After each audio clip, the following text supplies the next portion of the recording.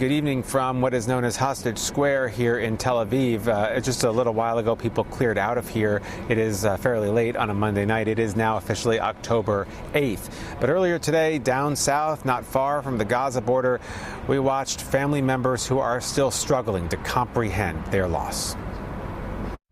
1 year to the minute after Israel's darkest day, the sun rose over the dusty field where thousands of young people had come to dance, and where hundreds were slaughtered as a wave of terror washed over them, their faces smiling back at devastated loved ones from posts that dot the desert sand. The healing process is not something that you can finish in one day. There's no magic that can heal that wound. The Nova Music Festival started off magically. But with the dawn came the mass slaughter of nearly 400 people, and dozens carted away back to Gaza. Today, Prime Minister Benjamin Netanyahu lit candles in honor of the fallen after taking his country down a bloody and violent path of war on multiple fronts. The IDF stepping up attacks just today against Hezbollah in Lebanon and Hamas in Gaza, where the Hamas-run health authorities say 42,000 people have been killed in a year. And with nearly 100 hostages still in captivity, the crisis has left deep divisions in Israeli society. Angry families today protesting outside the Prime Minister's home in Jerusalem. We have attacks coming from all different sides, and Ofer and 100 other hostages are still there. And I think that's part of the disbelief. It's the disbelief that was so palpable this morning in the desert. The grief punctuated by the blasts of Israeli artillery firing into Gaza just 3 miles away. There's so much oneness here. Eric Goldstein is CEO of New York-based UJA Federation and led a delegation of New Yorkers to join in the memorial. His agency bankrolling the Nova community's desperate need for mental health services and other support, because 1 year later, there is no end to the pain. They were hunted down. I mean, there's literally killing fields we're sitting on.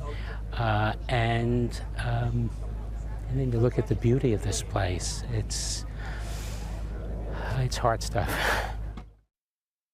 It was hard to watch a lot of that emotion today down in the south.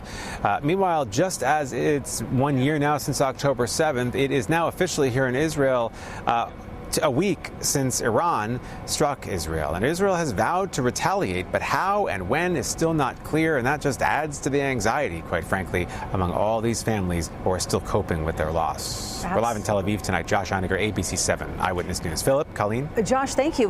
Let's talk about it. You've been going back and forth and reporting on this crisis that's happening. How are you feeling safety-wise? Are you sort of taking any different precautions, or are you noticing less people traveling, or how you're getting in and out of the airports? Because it seems like it is a heightened level of security for everyone. It is, especially after the attack by Iran last Tuesday. The streets are a lot more empty. People are staying somewhat closer to home. And I'll tell you that maybe about 2 hours ago, as we were standing here, we heard a rumble in the sky. And the people who were here in Hostage Square behind me immediately scattered. It turned out it was an activation of the Iron Dome. Hezbollah in Lebanon had fired several missiles toward Israel. They had actually made it into the Tel Aviv area, and the Iron Dome took 2 of them down. 3 of them were on a trajectory to be not harmful, and they let them land kind of in a way that didn't harm anybody. We were not in an area where there was a siren activated, because that was actually a little bit farther to the north of us. But people were still a little jumpy. They heard the rumbling and they got out of here. So, look, I think last Tuesday was pretty scary for people who live for even hard-boiled Israelis, and they are really worried about what might happen next with Iran.